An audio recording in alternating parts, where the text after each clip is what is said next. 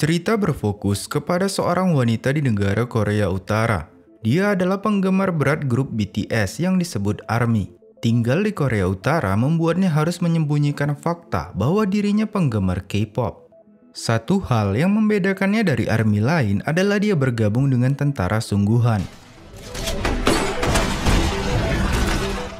Saat itu, tersebar kabar bahwa Korea Utara akan beraliansi dengan Korea Selatan dan akan membentuk serikat ekonomi serta akan menggunakan mata uang yang sama.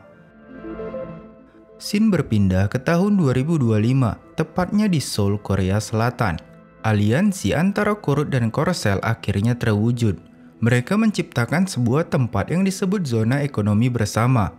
Dulunya, tempat ini disebut zona keamanan bersama yang merupakan simbol perpecahan antara kedua negara. Banyak warga Korea Utara yang pindah ke Korea Selatan untuk bekerja. Para masyarakat banyak tergiur karena upah rata-rata serta kehidupan di Korea Selatan yang dinilai lebih baik. Namun wanita ini telah ditipu oleh broker imigrasinya. Rumah dan pekerjaan yang dijanjikan ternyata tidak ada. Untuk menyambung hidup, dia rela bekerja apa saja. Dia juga harus membayar hutangnya dengan bunga yang sangat tinggi. Pria itu memberikan narkoba secara gratis, tapi dia menolak. Saat itu, mereka membawa seorang wanita yang sempat kabur ketika ditagih. Dia adalah pekerja di restoran yang sama. Melihat perbuatan mereka, dia berkata mereka adalah pencuri. Karena dia adalah mantan tentara, dia bisa menggunakan senjata dengan baik hingga berhasil mengalahkan mereka semua.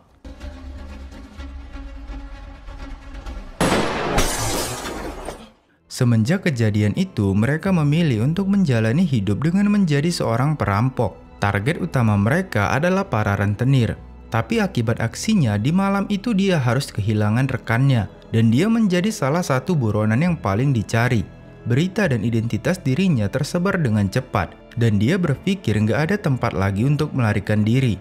Hingga akhirnya dia berniat menggunakan peluru terakhirnya kepada dirinya sendiri.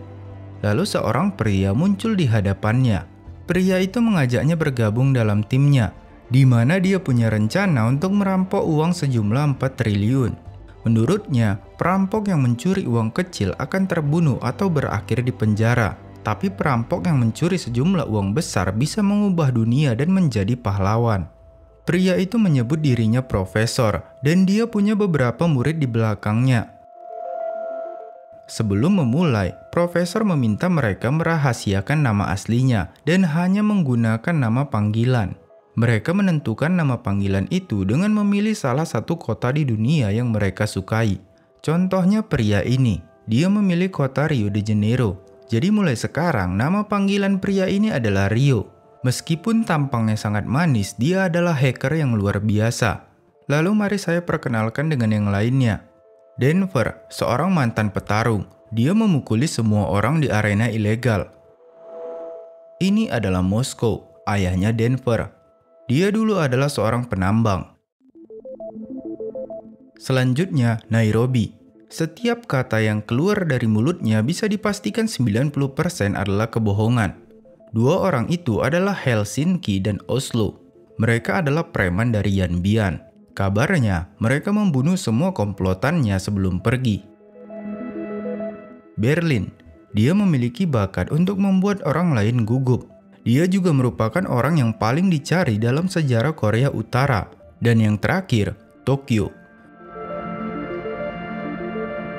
Mereka akan melakukan pencurian uang terbesar dalam sejarah dengan mengambil 4 triliun won, di mana target mereka adalah percetakan uang Korea Bersatu. Ini adalah gedung percetakan uang gabungan antara Korea Utara dan Selatan. Semenjak beraliansi, mereka sepakat untuk membuat mata uang bersama di daerah zona ekonomi bersama. Saat itu, sedang ada kunjungan dari para siswa. Tokyo dan Nairobi sudah berada di sana untuk mengawasi. Di depan gedung, terlihat seorang siswi yang sedang mengambil beberapa foto dengan temannya. Sementara itu, para anggota lain merencanakan untuk membajak sebuah truk yang dikawal 2 mobil polisi. Rio mencegat rombongan itu dengan barikade yang muncul di tengah jembatan.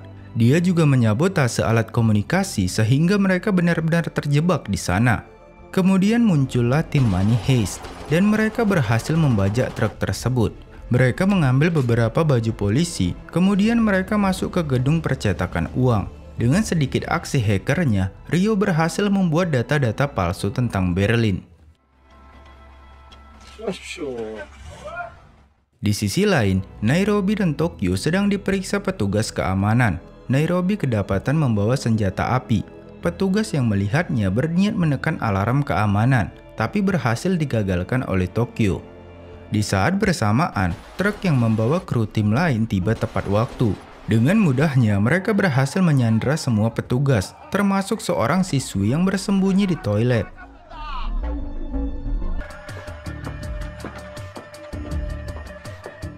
Dalam operasi itu, Berlin yang menjadi pemimpin, sedangkan Profesor hanya mengawasi mereka dari kejauhan.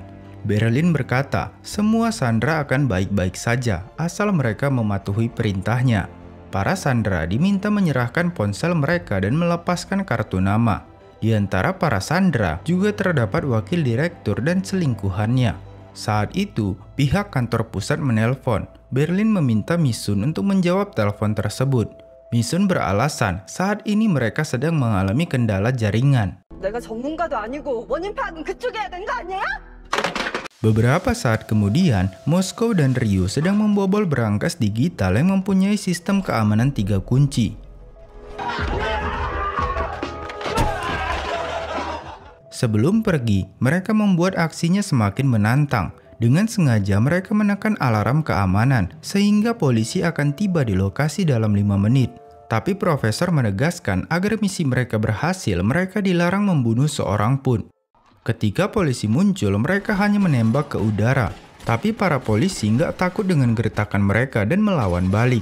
Akibatnya, Rio harus terkena peluru di tubuhnya. Untuk menyelamatkan Rio, mereka terpaksa melanggar larangan Profesor dan mulai menembaki para polisi. Mereka berhasil masuk kembali ke dalam gedung. Untungnya Rio terselamatkan dengan rompi anti peluru yang dipakainya. Mereka semua akhirnya terkurung di dalam gedung itu bersama para sandera. Untuk itu, mereka memanfaatkan para sandera dengan cara menyamar menjadi tim Money Heist. Setelah insiden perampokan yang terjadi, dilaporkan bahwa kedua Korea telah mengirim badan kepolisian Gyeonggi dan beberapa unit militer. Dua negara telah sepakat untuk menunjuk kepala polisi Yoon Chong-soo untuk memimpin satuan gabungan. Kepala keamanan melaporkan saat insiden pembajakan truk CCTV di jembatan gak aktif, sehingga jumlah serta wajah para perampok tidak bisa diketahui. Di dalam gedung terdapat 35 karyawan ditambah beberapa siswa yang berkunjung. Ini adalah Kapten Cha Mo-hyuk dari Kementerian Keamanan Negara Korea Utara. Dan ini adalah Seon Woo-jin dari tim negosiasi Korea Selatan. Kapten Cha menolak adanya tim negosiasi. Menurutnya, mereka nggak perlu melakukan negosiasi dengan para perampok. Tapi Woo-jin berpendapat lain. Mengingat banyaknya sandera, mereka perlu melakukan negosiasi untuk menyelesaikan kasus ini dengan damai tanpa memakan korban. Woo-jin mendapat julukan matahari. Julukan itu bermakna dia bisa membunuh dengan senyuman di wajahnya. Woo-jin menelpon ke dalam gedung, tapi tanpa dia ketahui, saluran tersebut telah disambungkan pada Profesor. Agar nggak dikenali, Profesor menggunakan suara palsu. Profesor meminta untuk berbicara langsung dengan petinggi, karena menurutnya kedudukan Woo-jin masih belum pantas untuk berbicara dengannya. Woo-jin memulai negosiasinya. Dia meminta agar para siswa dibebaskan, dan dia akan menyambungkan Profesor dengan petinggi. Profesor berkata akan mempertimbangkan hal itu, tapi dia juga meminta disiapkan helikopter untuk para perampok. Profesor juga memberitahu bahwa mereka berjumlah 4 orang. Gak ada satupun yang mengetahui jumlah perampok yang sebenarnya selain para sandera yang berada di dalam. Di malam itu, Woo-jin melihat beberapa pasukan mulai bergerak. Woo-jin langsung menolak rencana itu, tapi gak ada satupun yang berpihak padanya. Mereka berpikir dengan jumlah perampok yang hanya 4 orang, para polisi dapat dengan mudah meringkusnya. Woo-jin juga dipulangkan, dan Kapten Cha berkata negosiasi itu hanyalah formalitas untuk mengorek informasi dari perampok. Setelah dipulangkan, Wojin datang ke sebuah kafe untuk menemui kekasihnya yaitu Sunho. Sebenarnya Wojin telah menikah dan mempunyai seorang putri, tapi pernikahannya dengan kepala polisi tidak harmonis. Mereka bahkan akan segera bercerai. Dan inilah kekasihnya. Profesor adalah orang yang jenius. Dia mengembangkan rencana dan mempertimbangkan setiap kemungkinan. Tentu saja, hubungannya dengan Wojin adalah bagian dari rencananya. Dia menyusun rencana itu dari jauh-jauh hari, bahkan membuat kafe agar Wojin yakin dirinya adalah pemilik kafe. Karena Wojin ada di sana, itu mengartikan bahwa para polisi tidak menggunakan negosiasi dan akan segera menyusup ke gedung. Sebenarnya Profesor sudah menyadari sebelumnya bahwa nggak ada kemungkinan akan dilakukan negosiasi. Terdapat 5 titik masuk ke dalam gedung, yaitu gerbang utama, atap, parkiran bawah tanah, pintu darurat samping, dan area pemuatan. Tapi di semua titik masuk telah dijaga oleh pihak militer, dan itu juga sudah dipikirkan oleh Profesor. Itulah alasan mereka menggunakan para sandera untuk menyamar sebagai anggota mereka, dan mereka menyebar di 5 titik lokasi.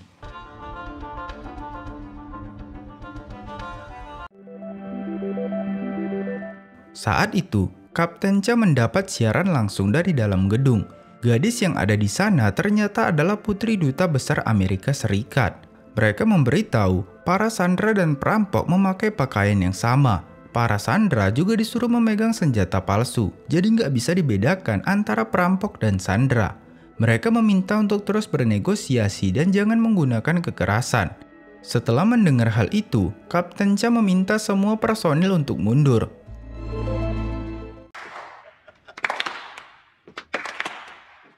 Karena hal itu, mereka juga memanggil Wojin untuk kembali melakukan negosiasi. Apalagi mereka menyandera putri duta besar Amerika, jadi sangat nggak mungkin untuk melakukan kekerasan. Sebenarnya rencana awal Profesor bukan mencuri uang 4 triliun dari sana, karena belum tentu mereka menyimpan uang sebanyak itu. Tapi rencana sebenarnya adalah mereka mencetaknya. Jadi mereka akan mencetak 4 triliun uang yang bukan milik siapapun dan gak bisa dilacak.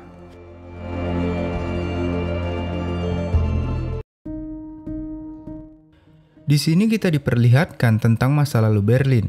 Di tengah malam, Berlin dan ibunya berniat melarikan diri dari Korea Utara. Mereka akan menyeberangi sungai Yalu yang berada di perbatasan Tiongkok dan Korea Utara. Memiliki lebar sekitar 30 meter di beberapa bagian. Jika beruntung, mereka bisa masuk ke Korea Selatan. Tapi aksi mereka diketahui oleh penjaga perbatasan, dan di malam itu ibunya tewas tertembak. Sebagai hukuman, Berlin dipenjara dan dipaksa untuk melakukan kerja paksa. Saat dia masih kecil, dia pernah membunuh seorang pekerja di sana. Masa kecil Berlin harus dihabiskan dengan berada di dalam jeruji besi. Itu cukup untuk membentuk mentalnya, sehingga dia menjadi orang yang paling ditakuti sekaligus pemimpin para tahanan. Dia juga merupakan otak dari pemberontakan yang terjadi. Semenjak saat itu, dia mendapat gelar sebagai orang yang paling dicari dalam sejarah Korea Utara. Ketika Wojin kembali, dia melihat banyak wartawan di depan gedung yang menanyakan soal penyerangan yang terjadi. Wojin menepis kabar itu dengan mengatakan mereka nggak pernah melakukan penyerangan. Itu dilakukannya untuk melindungi nama baik rekan-rekannya. Mulai sekarang, Wojin yang akan memimpin dan membuat semua keputusan. Saat itu, Wojin kembali menghubungi Profesor. Dia menanyakan keadaan para sandera. Kemudian Profesor bertanya kapan terakhir kali Wojin berhubungan seks. Entah apa maksud pertanyaan yang sangat pribadi tersebut. Wojin pun hanya diam saja. Kemudian Profesor bertanya lagi, apakah Wojin pernah berpura-pura orgasme? Wojin menjawab dia pernah melakukannya untuk membuat pasangannya senang. Tapi Profesor berkata itu hanya akan membuat pasangannya sedih setelah mengetahuinya. Profesor meminta untuk menghubunginya kembali kalau Wojin sudah siap menceritakan tentang orgasme terakhirnya.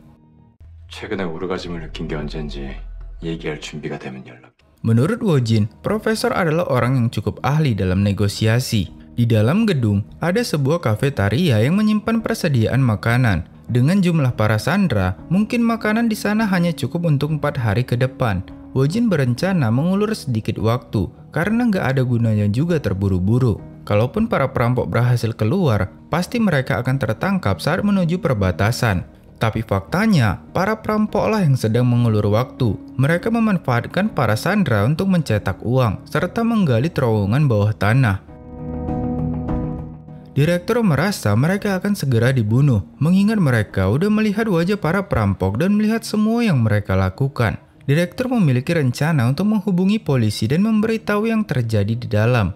Tapi masalahnya, alat komunikasi telah disita oleh para perampok. Jadi direktur berencana untuk mencurinya dari mereka. Yongmin memukul tangan temannya sehingga saat Denver datang, dia akan mengambil kotak P3K. Dan di saat itulah Yongmin mengikutinya sampai ke tempat penyimpanan. Tapi saat itu, Tokyo menyadari kehadirannya dan berhasil menangkapnya dari persembunyian.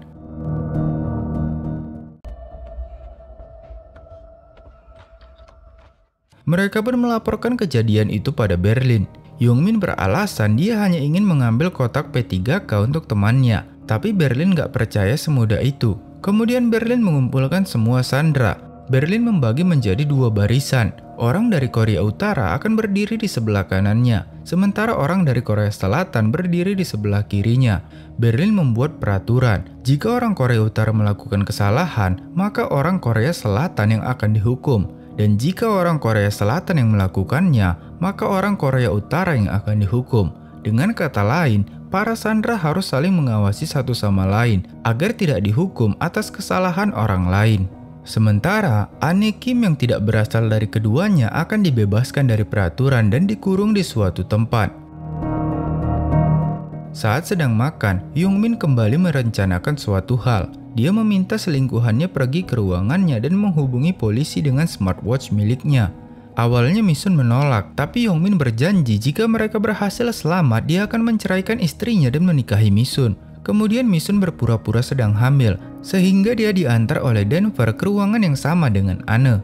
Di sana, Misun dan Ane menyusun rencana untuk memancing Ryu. Ane beralasan dia minta diantarkan ke toilet.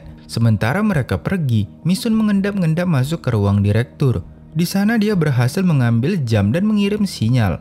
Tapi dia belum sempat berbicara karena Denver keburu datang. Denver yang punya pikiran sederhana ini sama sekali nggak curiga padanya. Dia bahkan membawakan beberapa makanan. Di sisi Wojin, mereka berhasil melacak sinyal yang dikirim Misun yang berasal dari smartwatch milik direktur. Tapi saat itu, Misun belum sempat mengatakan apapun. Wojin kemudian menghubungi profesor. Saat itu profesor langsung menanyakan tentang kapan Wojin terakhir orgasme. Wojin menjawab 2 bulan lalu bersama pria yang baru dikenalnya. Kemudian Wojin bertanya apakah ponsel para sandera disita dan profesor menjawab iya. Saat itu, mereka berencana untuk mengirimkan tautan lewat pesan. Jadi saat salah satu sandera membukanya, mereka bisa meretas lalu mendengar semua yang terjadi. Tiba-tiba, profesor menyadari ada sesuatu yang gak beres karena sikap Wojin yang begitu tenang ketika negosiasi. Profesor mengajaknya bertemu. Dia membuatkan Wojin makanan dan mulai menggali informasi darinya. Kemudian Wojin ditelepon oleh anggota timnya. Diam-diam, profesor menguping pembicaraan mereka, namun itu disadari oleh Wojin. Profesor beralasan dia ingin menjalin hubungan yang lebih serius, dan dia hanya memastikan apakah Wojin gak selingkuh dengan pria lain. Wojin pun mencoba mengerti dan menghilangkan rasa curiganya. Setelahnya, profesor langsung menghubungi Berlin dan memberitahukan ada seorang sandera yang memakai smartwatch. Berlin pun mengumpulkan semua sandera. Di saat yang sama, Yongmin mengklik tautan yang dikirim pihak kepolisian sehingga pembicaraan mereka dapat didengar. Para sandera diperiksa satu persatu dengan alat metal detector. Yongmin memberikan jam tersebut pada Misun dan alhasil dia pun ketahuan.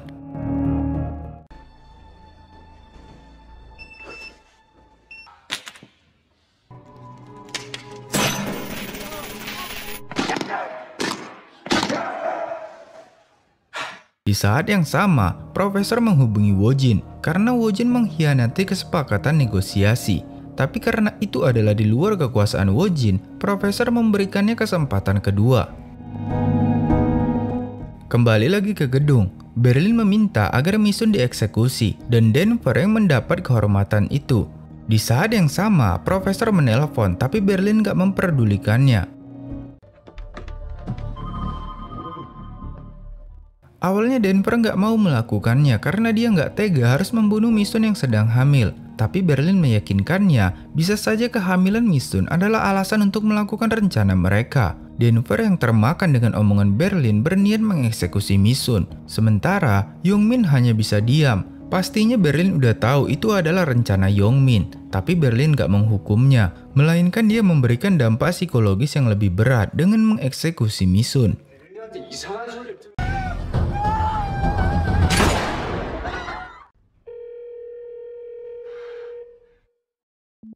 Kita kembali lagi ke masa lalu, saat Moskow baru saja keluar dari penjara. Di sana profesor sudah menunggu kedatangannya dan mengajaknya bergabung dalam tim. Tanpa pikir panjang, Moskow langsung menyetujuinya. Tapi dia punya syarat, yaitu mengajak putranya, yaitu Denver. Saat itu, Denver sedang dikejar oleh pembunuh bayaran. Saat Denver terdesak, Moskow menyelamatkannya dari kekacauan. Kehidupan mereka berdua berantakan, tapi mereka selalu terlihat akrab sebagai ayah dan anak. Moskow mengajaknya untuk memperbaiki hidup mereka dengan bergabung bersama profesor. Kembali lagi ke masa sekarang, Tokyo yang mendengar kerusuhan berusaha secepat mungkin ke lokasi, namun dia terlambat. Berlin datang ke sana untuk memastikan keadaan Misun yang sudah tergeletak gak berdaya. Tokyo berniat untuk menghubungi profesor, karena pesan profesor bahwa tidak boleh ada korban telah dilanggar. Tapi Berlin menghalanginya dan berkata dia sendiri yang akan menghubungi profesor. Tapi Berlin berbohong dengan berkata dia hanya memindahkan Misun ke suatu tempat karena Misun sedang hamil. Profesor kembali mengingatkan ini adalah saat-saat penting yang menentukan keberhasilan misi. Profesor juga meminta Ryo melacak riwayat panggilan arloji itu untuk mengetahui informasi apa saja yang polisi dapatkan. Ternyata Misun belum mati. Selain punya pikiran yang sederhana, Denver juga punya hati yang baik hingga dia nggak tega harus membunuh Misun.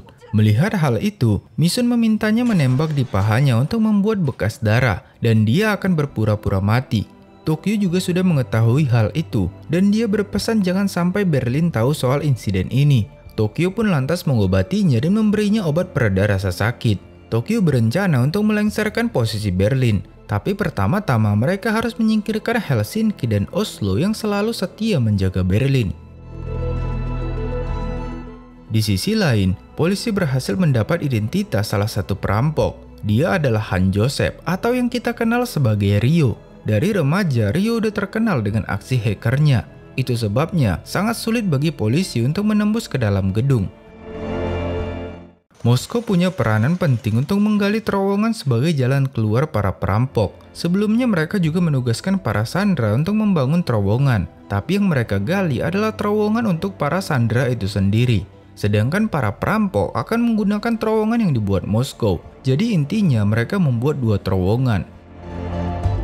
Saat itu, Yongmin dihampiri oleh beberapa sandera lain. Mereka mengingatkan untuk nggak melakukan hal yang bodoh lagi dan membahayakan yang lain. Mengingat para perampok berjanji akan memperlakukan sandera dengan baik, asalkan mereka nggak membuat masalah. Apa yang terjadi pada Misun adalah sepenuhnya salah Yongmin, tapi dia sama sekali nggak merasa bersalah.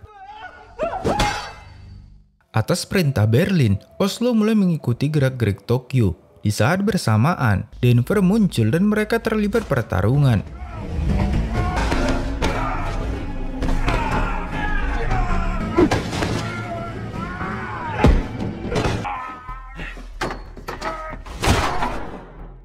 Di sisi lain, Helsinki mendengar sesuatu yang mencurigakan, di mana itu adalah Misun. Di mana saat itu, dia sedang menulis surat untuk Yongmin yang mengabarkan bahwa dirinya masih hidup dan gak perlu mengkhawatirkannya. Saat Helsinki mengecek ruangan itu, tiba-tiba Tokyo datang dengan menodongkan pistol.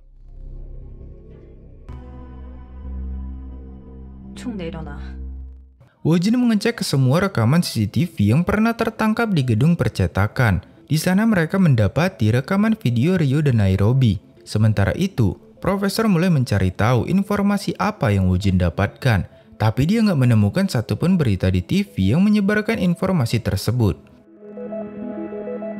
Di tempat lain, Mina putrinya Wojin terlihat sedang masuk ke mobil seseorang. Sebelumnya Wojin berpesan pada ibunya untuk nggak membiarkan Mina menemui ayahnya. Kemudian dia meninggalkan catatan di laci yang berisi alamat kafe profesor yang merupakan teman kencannya. Saat itu, Berlin sedang mempengaruhi Rio dengan memfitnah Tokyo. Tapi belum selesai dengan ucapannya, tiba-tiba Tokyo dan Denver datang bersama tawanan mereka yaitu Helsinki dan Oslo. Rio mencoba menghubungi profesor untuk menyelesaikan masalah ini. Namun saat itu, profesor sedang berada di depan gedung. Dia menerobos masuk barisan polisi untuk menemui Wojin, di mana ibu Wojin mencoba memberitahunya tapi ponsel Wojin mati. Ibunya memberitahu bahwa Mina dijemput ayahnya. Seketika, Wojin langsung menelpon suaminya. Dia memaksa agar Mina dipulangkan sekarang juga. Tapi rencana profesor berhasil. Saat di dalam, dia sempat melihat beberapa anak buahnya yang teridentifikasi oleh mereka. Berlin terus saja mempengaruhi yang lain agar berpihak padanya. Dia bahkan minta dilakukan pemilihan secara demokratis siapa-siapa saja yang berpihak padanya. Sejauh ini, hanya Helsinki dan Oslo yang ada di pihaknya, sedangkan sisanya memihak Tokyo. Satu orang lagi yaitu Moskow belum memilih karena saat itu dia sedang menggali terowongan. Beberapa waktu kemudian, profesor kembali menghubungi mereka. Dia juga melihat kekacauan dari CCTV. Profesor sangat marah mengetahui Berlin telah melanggar perintahnya. Tapi Berlin bersikeras bahwa mereka harus tegas agar para sandera nggak bersikap sewena-wena. Kebocoran identitas mereka itu juga karena mereka nggak tegas. Akibatnya, identitas Rio dan Nairobi sudah diketahui. Nairobi yang setuju dengan perkataan Berlin mulai berpihak padanya, sementara Rio masih bingung. Saat itu, tiba-tiba Moskow datang dan mendengar bahwa Denver membunuh Sandra. Dia sangat marah mendengar anaknya membunuh orang hingga dia mengalami serangan jantung.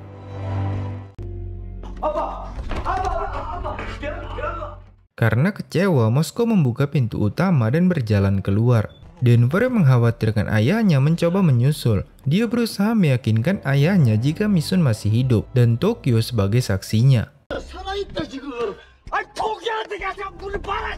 Wojin mengidentifikasi bahwa mereka berdua adalah perampok dan berniat menangkap mereka hidup-hidup. Saat mereka terpojok, Berlin menyusun sebuah rencana, di mana dia memanfaatkan para sandera untuk misi itu dan mengancam jika mereka lari dari misi maka nyawa mereka sebagai taruhannya. Beberapa sandera pergi keluar gedung dengan posisi melindungi Denver dan Moskow. Mengingat mereka semua memakai pakaian yang sama, polisi nggak bisa mengenali antara sandera dan perampok, yang akhirnya membuat polisi nggak berani menembak. Berlin sangat yakin rencana itu akan berhasil dan sandera nggak akan melarikan diri. Mereka akan tunduk karena dia tegas dan melawan jika dia lemah. Menurutnya, itulah cara mengendalikan manusia. Tapi Yongmin terus saja memberontak. Dia mengancam semua orang dan menodongkan senjata pada mereka. Melihat hal itu, Tokyo meminta semuanya menurunkan senjata. Tujuannya apa? Kalau kita ada di posisi polisi, secara psikologis maka akan mengira orang yang memegang senjata itu adalah perampok dan yang menyerah adalah para sandera. Dan Wojin memberi perintah untuk menembak. Sekarang kita pergi sebentar ke masa lalu. Saat itu, profesor mengajarkan tentang pertolongan pertama jika seseorang tertembak peluru di luar area vital. Diketahui, Rio adalah mahasiswa kedokteran, tapi dia memutuskan untuk berhenti dan gak melanjutkan kuliahnya. Rio juga merupakan anak orang kaya, tapi hubungannya dengan orang tuanya sangat gak harmonis. Dia sering membangkang dan melawan perkataan ayahnya. Rio juga hobi berpesta dan berganti-ganti pasangan. Kembali lagi ke masa sekarang. Setelah tertembak, mereka membawa direktur kembali ke dalam gedung. Untungnya peluru itu nggak mengenai organ vitalnya, tapi peluru itu masuk terlalu dalam ke tubuhnya sehingga harus dikeluarkan dengan operasi. Tapi masalahnya nggak ada dari mereka yang ahli serta tidak tersedianya peralatan yang memadai. Sementara itu, profesor menelpon Wojin karena dia udah mengingkari kesepakatan untuk bernegosiasi dan akibatnya seseorang menjadi korban salah sasaran. Wojin terlihat sangat panik, apalagi dengan semua media yang melihatnya tentu reputasinya bisa hancur dalam sekejap. Untuk itu, Wojin memohon agar mereka diizinkan mengirim tim medis untuk mengoperasi Yongmin. Profesor pun meminta waktu untuk memutuskan. Kapten Cha merasa profesor nggak akan menolak bantuan medis. Dia berniat menyamar dan bergabung bersama tim medis dan masuk ke dalam gedung. Sebelum memutuskan, profesor berdiskusi dengan Berlin. Berlin menegaskan untuk nggak membiarkan tim medis masuk, karena itu bisa jadi strategi polisi. Kalaupun dia mati, maka yang disalahkan adalah polisi karena mereka yang menembak. Tapi profesor nggak mau ada korban lagi, jadi dia memutuskan untuk mengizinkan tim medis masuk. Wojin pun setuju untuk memanfaatkan insiden yang dialami direktur. Kapten Cha akan masuk bersama tim medis dengan segala perlengkapannya. Mereka akan menggunakan kesempatan itu untuk pasukan khusus bisa menyusup. Dengan kata lain, itu adalah operasi pengalihan. Para perampok lain sedang melihat keadaan Misun. Menurut Ryo, luka di kakinya semakin parah dan harus segera dioperasi. Jika terus menunda, maka kakinya bisa diamputasi. Mereka meminta Ryo melakukan operasi, karena hanya dia yang bisa melakukannya. Tapi Ryo menolak karena dia nggak ingin ada masalah dengan Berlin yang belum tahu soal kejadian itu. Dengan percaya diri, Denver berkata bahwa dia yang akan melakukan operasi. Dia merasa harus bertanggung jawab karena telah menembaknya. Denver juga memberitahu bahwa direktur tertembak dan akan segera dioperasi. Kemudian Misun menitipkan surat pada Denver untuk disampaikan pada Yongmin. Walaupun telah dikhianati, ternyata perasaan Misun pada Yongmin tetap belum berubah. Sebelum dioperasi, Yongmin meminta untuk menghubungi istrinya. Atas izin dari profesor, Berlin menghubungi istri Yongmin yang saat itu sudah berada bersama para polisi. Yongmin meminta maaf pada istri dan anaknya dan berkata akan selalu menyayangi mereka. Mendengar hal itu, Denver sedikit kesal sehingga dia merusak surat titipan Misun.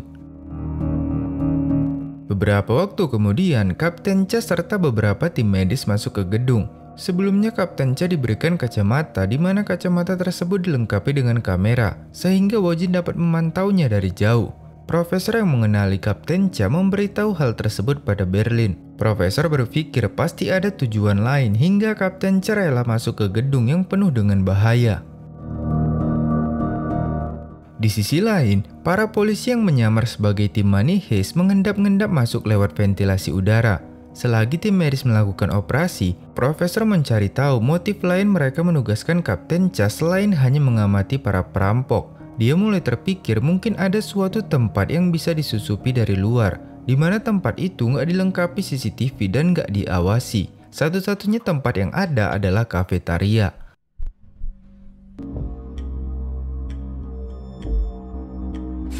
우리 시선을 분산시킨 사이 어디선가 다른 놈들. Profesor pun mengubah rencananya. Selesai operasi, Kapten Cha melihat semua perampok serta sandera telah berganti topeng. Itu mengartikan bahwa rencana polisi udah ketahuan dan perampok akan segera menyisir ke seluruh tempat. Wojin pun terpaksa menarik mundur semua pasukan.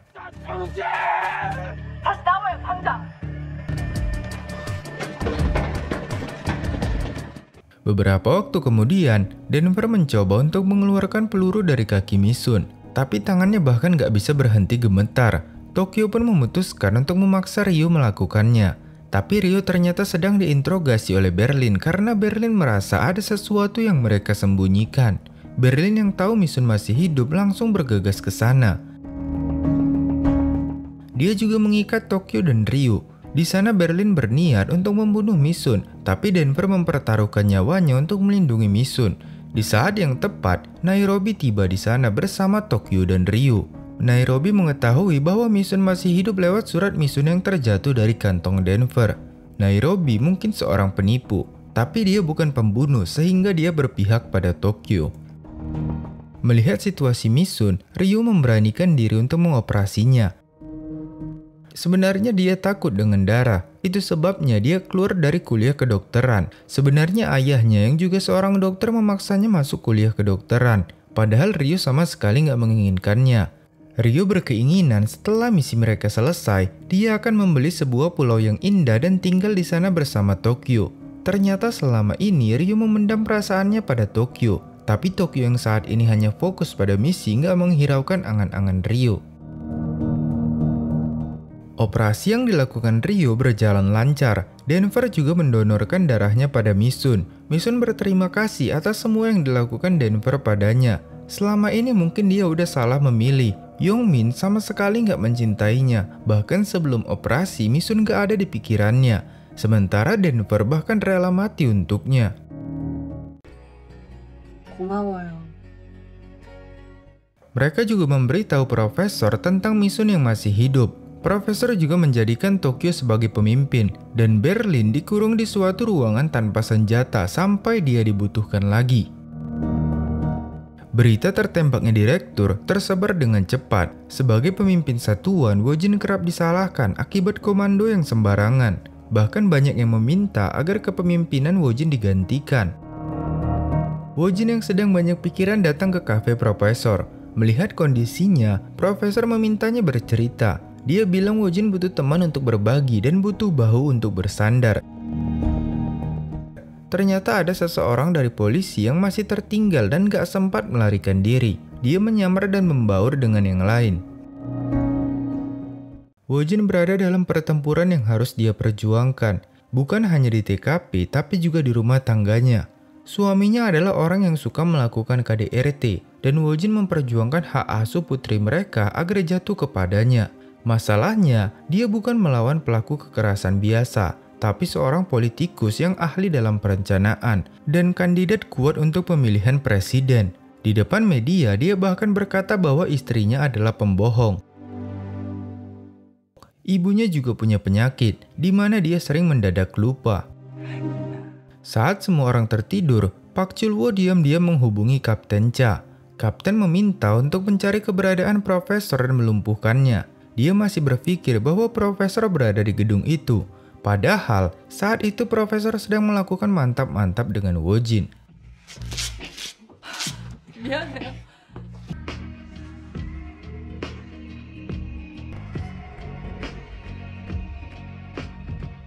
Pagi harinya, Nairobi mengumumkan pada semua sandera bahwa saat ini Berlin diberhentikan dari tugas. Dia juga membawa Misun sebagai kabar baiknya. Saat Tokyo memimpin, keadaan berubah drastis, di mana mereka memperlakukan sandera sangat baik, bahkan mengendurkan pengawasan para sandera. Di tempat lain, Wojin kembali ke tenda Satgas. Seperti biasa, dia menghubungi Profesor dan melakukan sedikit negosiasi. Tapi tanpa disadarinya, Profesor diam-diam telah memasang alat penyadap di tubuhnya. Wojin bertanya soal persediaan makanan di gedung yang menurut perkiraannya pasti sudah menipis. Wojin berniat memberikan persediaan makanan dengan syarat para perampok nggak boleh menyakiti sandera. Karena udah 2 kali dikalahkan, Wojin berusaha membangun negosiasi yang baik dengan Profesor. Setelah negosiasi, Wojin tiba-tiba tersadar bahwa Profesor nggak berada di gedung. Karena saat negosiasi ada kata yang nggak sengaja Profesor katakan. Wojin berniat menyelidiki keberadaan Profesor lewat mobil yang pernah dipakai Nairobi dan Rio. Menurutnya, mobil itu pasti pergi ke suatu tempat yang mungkin saja tempat Profesor. Tapi Profesor yang sedari tadi mendengar pembicaraan mereka tentu nggak diam saja. Di sisi lain, Yongmin mulai cemburu melihat kedekatan Misun dan Denver. Dia bahkan sempat berpikir Misun sedang melakukan sesuatu dengan Denver. Dengan bergegas, dia langsung mencari mereka. Saat itu, Misun sedang berada di toilet bersama Anne dan Pak Chul-woo.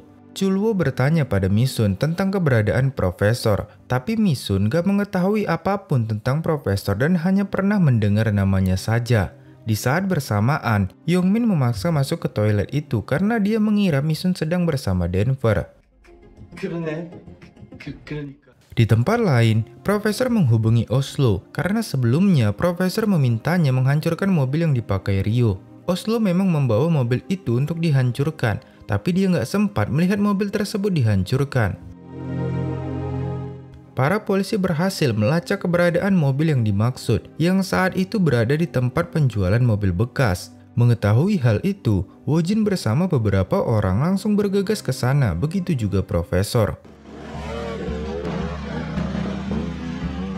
Yongmin mempunyai rencana untuk memancing Denver dan membuatnya membuka mulut. Dia mencoba memanfaatkan Misun, tapi Misun menolak. Saat itu, Denver sedang mengawasi para pekerja. Dia mendapat surat yang bertuliskan bahwa Misun sedang menunggunya di suatu ruangan. Dengan senang hati, Denver langsung menuju ke sana. Setibanya di sana, bukan Misun yang dia temui, melainkan Yongmin dan Pak Chul-woo. Yongmin memaksanya memberitahu siapa Profesor di antara mereka, tapi Denver tetap bungkam. Lalu Yongmin mencoba menganalisa siapa kira-kira pemimpin mereka. Hingga tibalah dia di sebuah kesimpulan bahwa Tokyo pemimpinnya. Mengetahui hal itu, Chulwo menghubungi markas dan memberitahu dia sudah menemukan profesor. Rencananya, mereka akan melakukan serangan dari luar, sedangkan Pak Chulwo akan melumpuhkan profesor. Sekarang mereka bahkan gak memprioritaskan Sandra. Kapten Cha hanya ingin mengakhiri ini secepatnya. Pak Chulwo mulai membuat kerusuhan dengan menekan alarm kebakaran. Sementara itu, di sisi lain Misun mencari keberadaan Denver hingga dia menemukan Denver yang sedang disiksa oleh Yongmin. Yongmin bahkan berniat untuk membunuhnya. Denver memanfaatkan situasi itu untuk mengalahkannya dan langsung bergegas mencari Tokyo.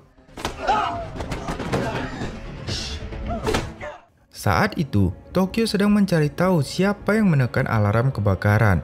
Dia juga meminta Ryo melihat kondisi Berlin. Di sana, Pak Chulwo udah bersiap untuk menembak. Untungnya Denver datang tepat waktu dan memberitahunya.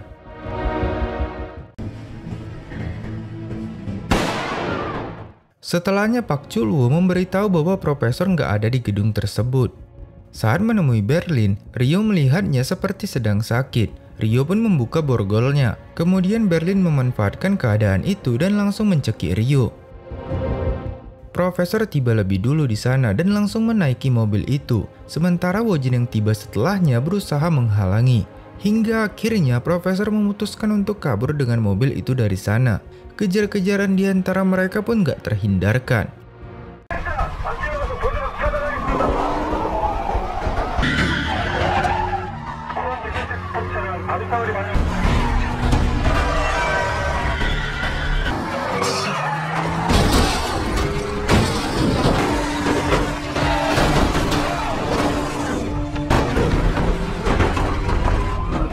Profesor menceburkan mobil itu ke dalam sungai, tapi anehnya saat polisi mencari keberadaan dirinya nggak diketahui.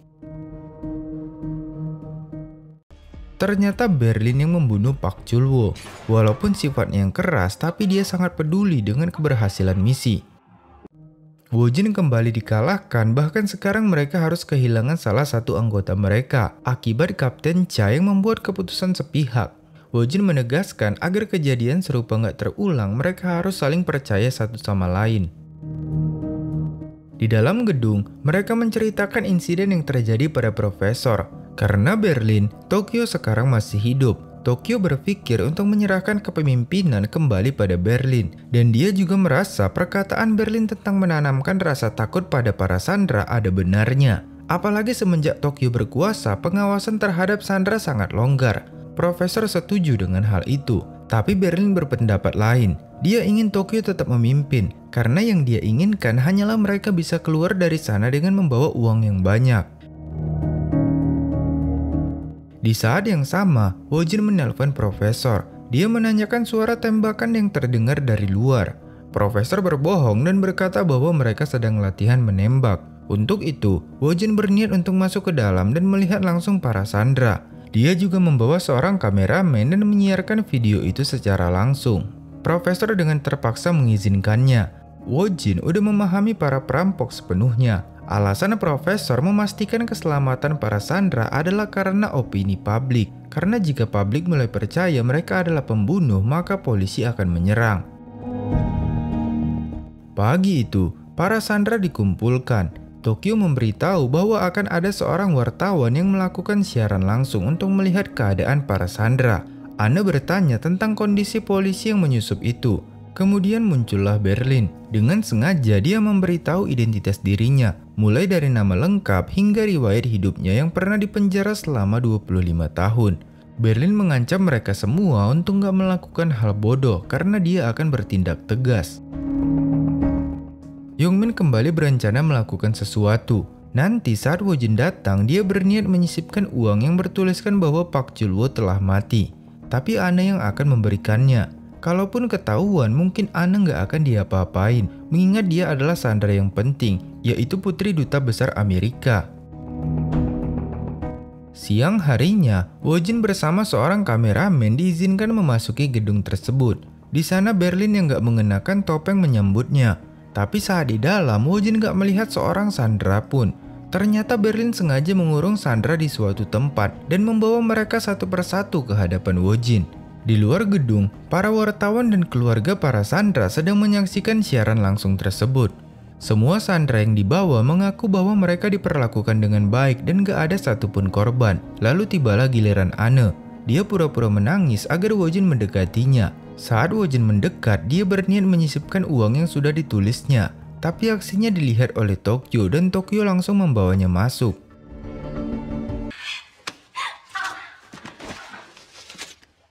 Wojin yang gak puas meminta semua sandera dikumpulkan dan dia akan mengidentifikasi satu persatu dari mereka. Tapi dia memasukkan nama Pak Chulwo dalam daftarnya. Wojin bertanya tentang keberadaan Pak Chulwo, tapi gak ada satupun yang menjawab. Hingga tiba-tiba Anne berkata dia pernah melihatnya. Wojin memanfaatkan keadaan tersebut dan menyebut para perampok telah membunuh Chulwo. Lalu tiba-tiba para perampok membawa Pak Chulwo ke hadapan Wojin dan kondisinya masih hidup. Sebenarnya, hal yang mereka sembunyikan bukanlah kematian Pak Chulwo, tapi fakta bahwa dia masih hidup. Tentu saja, peluru Berlin ditujukan langsung ke jantung polisi itu, meski dia sangat ingin meledakkan kepalanya saat itu juga. Tapi berkat rompi anti peluru, polisi itu masih hidup. Dia telah memegang prinsip yang ditekankan profesor berulang kali. Karena Berlin berpegang pada prinsip, mereka punya kesempatan untuk mengubah opini publik. Saat itu, tersebar video dari anonim yang memperlihatkan CCTV dari dalam gedung, di mana Pak Chulwo menyusup dengan mengenakan pakaian yang sama dengan para sandera dan menyebabkan kekacauan saat berusaha membunuh pimpinan perampok. Mereka juga mengetahui rencana Chulwo, di mana saat perampok panik karena kehilangan pemimpin, para polisi akan mengepung. Beberapa sandera mungkin akan menjadi korban jika Chulwo gak tertangkap dan polisi menyerbu gedung. Tentu saja, publik sangat marah mendengar hal itu. Berlin juga menegaskan bahwa mereka hanyalah penjahat yang ingin mencuri uang. Namun mereka lebih paham nyawa itu sangat penting, lebih baik dari para polisi. Malam itu, Denver menghampiri Misun untuk mengganti perban di pahanya. Melihat semua yang dilakukan Denver, tanpa sengaja Misun mengajaknya melakukan mantap-mantap.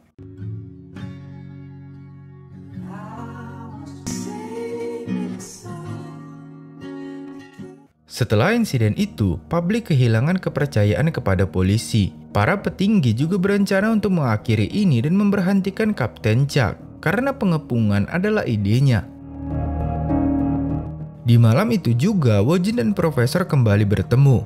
Ketika bersama Profesor, Wojin bisa melupakan kenyataan sesaat, begitupun Profesor. Di malam itu, Profesor meminta Wojin untuk berhenti bertugas melawan para perampok. Sepertinya Profesor mulai jatuh hati padanya. Seharusnya Wojin gak boleh berhenti dari kasus ini demi keberhasilan rencananya.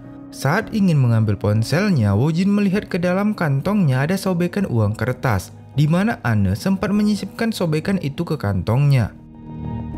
Ketika Profesor kembali ke kafenya, dia menemukan Kapten Cha yang sudah menunggu kedatangannya. Season 1 Money Heist berakhir di sini. Bagaimana menurut kalian tentang filmnya? Silahkan tulis pendapat kalian di kolom komentar.